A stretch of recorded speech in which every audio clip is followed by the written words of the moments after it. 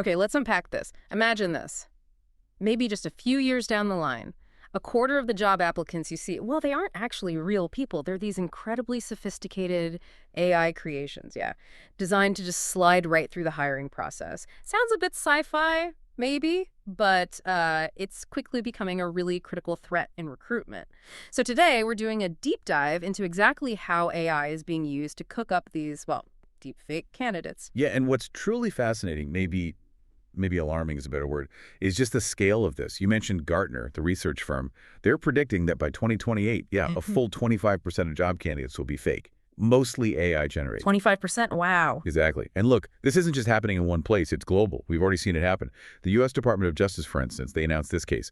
2 North Korean citizens, 3 accomplices. They actually got remote IT jobs in, like 64 U.S. companies. 64? Between 2018 and just this year, 2024. They used fake websites, proxy servers, basically hid who they really were.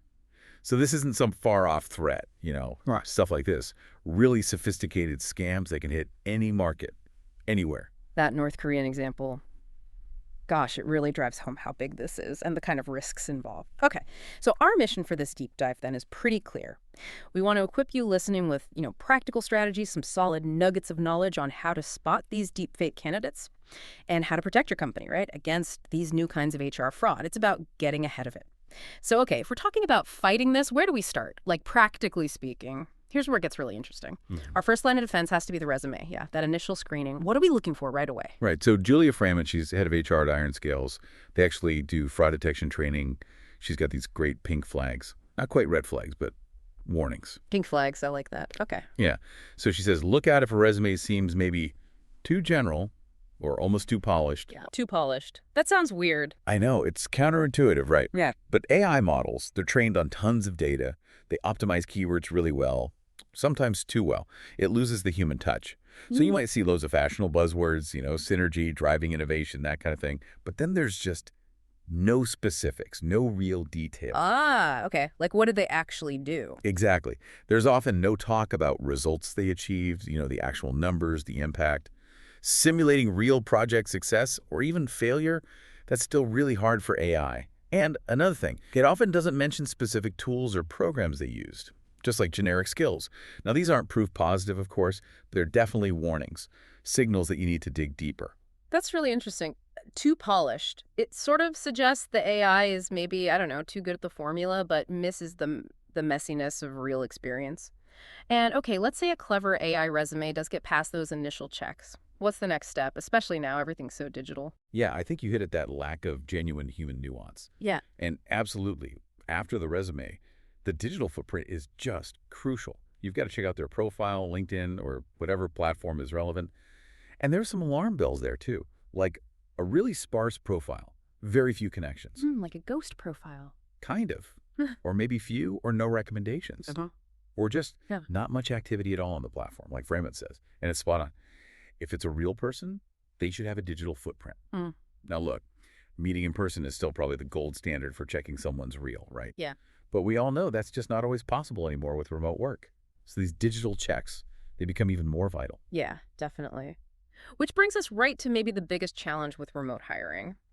The video interview, we hear about deepfakes all the time, AI making fake video or audio of someone real. But this idea of AI creating like a whole virtual avatar for an interview, that's another level. Super sophisticated. How on earth do you spot that in real time? It is a huge challenge, no doubt.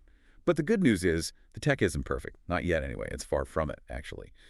So there are things you can look for. Visual cues, auditory cues. Listen for weird delays in their responses, not just, bad internet, but like an unnatural lag. Okay, a processing delay almost. Sort of, yeah. Yeah. And watch the lip sync. Do the lips not quite match the words perfectly? That's a big one. Visually, look at the background. Is it maybe too sharp? Sometimes deepfakes don't have that natural blurring around the edges, like around the person's hair. It can look a bit cut and pasted. Right, like a bad green screen effect. Exactly. Yeah. And you can actually test it. Try some interactive things. Ask the candidate to, say, point with their hand at a light switch behind them or an outlet. Or even just ask them to wave their hand in front of their face. Like a little physical challenge. Pretty much. Current AI really struggles with those kinds of spontaneous, nonverbal commands. It hasn't been trained on every single possible physical interaction. It often gets it wrong. Those are super practical tips for the video call. It's almost like you're running a live CAP-TCHA test. Prove you're human. But beyond the visuals and audio, are there other things, more subtle signs, maybe in how they communicate overall? Oh, absolutely. Communication consistency is a really big one. You need to pay attention. Does the way they write, say, in emails or messages, does it match how they actually speak in conversation? Ah, okay, so if they write like a super formal robot but talk really casually. Exactly. Fran points this out too. She says, if someone is extremely formal in written speech, but in conversation sounds completely different or speaks abruptly, this is another pink flag. Yeah. And here's another tactic, kind of clever. Think about doing a spontaneous, unplanned call later in the process. Just call them out of the blue. Yeah, nothing heavy, just informal. Maybe check in on how they're doing, ask a quick follow-up question. See, fraudsters, they're usually prepped for the scheduled stuff. They rehearse, but they're often not ready for spontaneity. It forces them off script, and that can be really revealing. That's a great idea. Catches them off guard. So pulling this all together, what does this all mean for businesses, and especially for HR folks? It sounds like their job is getting way more complicated. It truly is. And the role of HR specialists is definitely expanding significantly. It's not just about finding the right skills or checking for, cultural fit anymore. Now, HR also has to be rigorously verifying if the candidate is even real. Authenticity checks are becoming core. This isn't just some passing phase. I don't think it's like a new reality for recruitment, one we're all going to have to adapt to. It really shapes how you think about hiring and trust. Wow. Yeah, this has been incredibly eye-opening. A real deep dive into a challenge that's clearly not going away. We've covered so much from those first resume checks, the pink flags, to spotting deep fakes on video, and even that clever spontaneous call idea. Lots of practical stuff. Thinking beyond just the how-to, though, what's maybe one big idea you hope our listeners take away from this? Good question. I suppose I want people to think about this. As AI gets better and better at faking it, making these really convincing personas, how is that going to change our fundamental idea of trust?